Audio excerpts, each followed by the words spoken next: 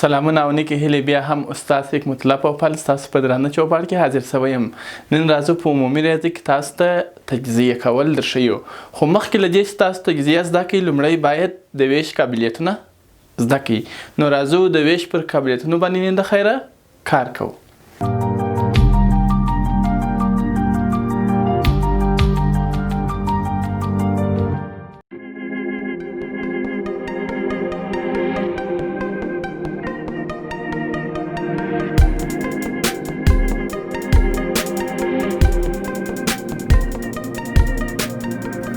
نو دا چې تجزیه لپاره لومړی د ویش قابلیتونه مهم دي، نو ځکه اول د ویش پر قابلیتونو باندې کار کوو.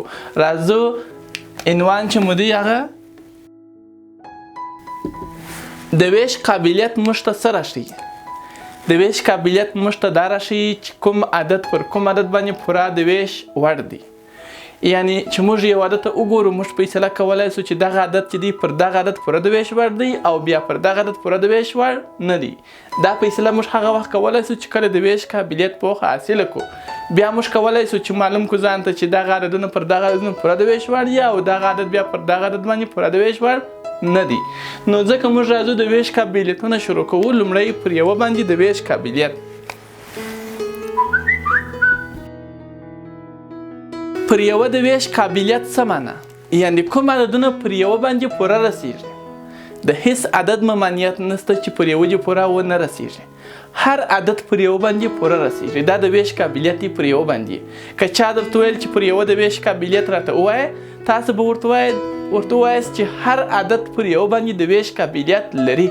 داسې هیڅ عدد نشته چې پر یوه دې پوره ونه رسیږي. یعنی پر یوه باندې د ویش قابلیت دا دی چې هر عدد پر یوه باندې د ویش قابلیت لري. هغه که هر رقم عدد وي، ولو که کوچنی عدد وي او که غټ عدد وي. معنا ګوره 5 چې دي دا پر یوه باندې د ویش قابلیت لري. معنا پر یوه باندې پوره رسیږي. معنا که موږ دا تقسیم پر یوه کړو، 5 پر یوه همدغه 5 رسیږي، پوره رسیږي، کومه اشاریه نه کوي. همدا رقم مثلا 2 تقسیم پر یوه، 2 تقسیم پر یوه همهغه 2 پوره رسیږي. یعنی پر یوه د ویش قابلیت دا معنا چې کوم عددونه پر یوه باندې پوره رسیږي، ټول عددونه پر یوه باندې پوره رسیږي. د هیڅ عدد ممانعت نه کیږي چې پر یوه دې پوره ونه رسیږي. نو پر یوه باندې د ویش قابلیت یعنی هر عدد پر یوه باندې د ویش وړ دی. نو دا و پر یوه باندې د ویش قابلیت. اوس راځو پر 2 باندې وایو د ویش قابلیت. څنګه پوهیږو چې کوم عددونه پر 2 باندې د ویش قابلیت لري؟ زموږ عنوان چې دی پر 2 د ویش قابلیت. پر 2 د ویش قابلیت بیا په دې معنا کوم عددونه پر 2 باندې پوره رسیږي. دا بیا داسې نه دی لکه د یوه چې هر عدد لکه پر یوه چې پوره رسیږي، پر 2 بیا هر عدد پوره نه رسیږي.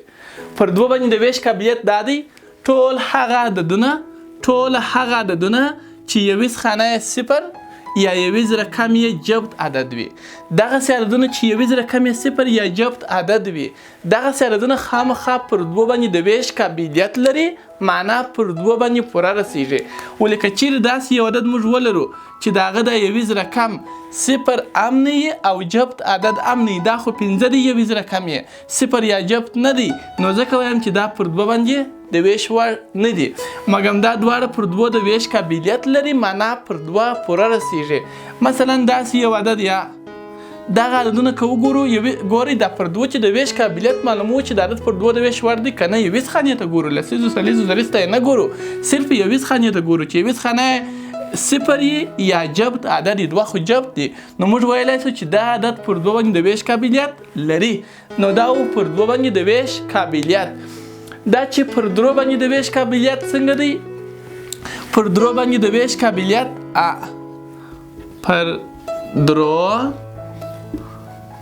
د ویش قابلیت. پر 3 د ویش قابلیت معنا کوم عددونه پر 3 باندې پوره رسیږي.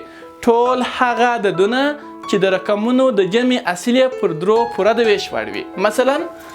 مثلا 3 5 1، مثلا 4 مثلا 6 8. ګوري څنګه پیږي چې دا عدد اوس پر 3 باندې د ویش قابلیت لري، یعنی پر 3 پوره رسیږي او کنه. نو موږ به داسې کوو، دا لومړي دا رقمونه چې دي دا ټوله سره جمع کوو. د دې د جمع اصل که موږ وګورو 1 5 دا 6 6 3 دا 9. که دې د جمع اصل چې نه دی نه پر درو رسیږي که نه 1 3 3 2 3 6 3 3 نه د جمع اصل یې نه دی نو نه خو پر درو رسیږي نو عدد یې هم پر درو رسیږي. آیا دا عدد پر درو رسیږي که نه؟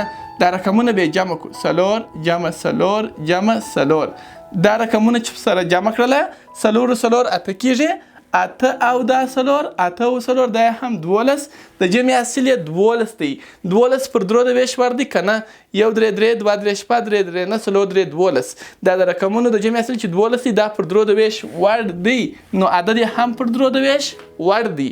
او پسې راځو دغه عدد ته چې دا پر درو د ویش ور دی که نه نو رقمونه به جمع کو 6 8 کې سره جمع کو دا کېږي 14. آیا 14 پر درو د ویش ور دی که نه 1 3 3 2 3 6 3 3 نه 4 3 12 5 3 15. یعنی د درو په ضرب ضرباني کې د جمع اصل چې 14 دی دا 14 د درو په ضرب ضرباني کې نشته معنا پر درو نه رسیږي. کله چې د جمع اصل پر درو د ویش ور نه یې نو عدد هم پر درو د ویش ور نه دی. نو ټول هغه عددونه چې د هغوی د رقمونو د جمع اصل پر درو د ویش ور وي هغه عدد هم پر درو رسیږي. او که چیرې د رقمونو د جمع اصل پر درو د ویش ور نه وو هغه عدد هم پر درو باندې د ویش ور نه دی. نو دا پر 1 2 او 3 باندې د ویش قابلیتونه تر بیا ښې چارې.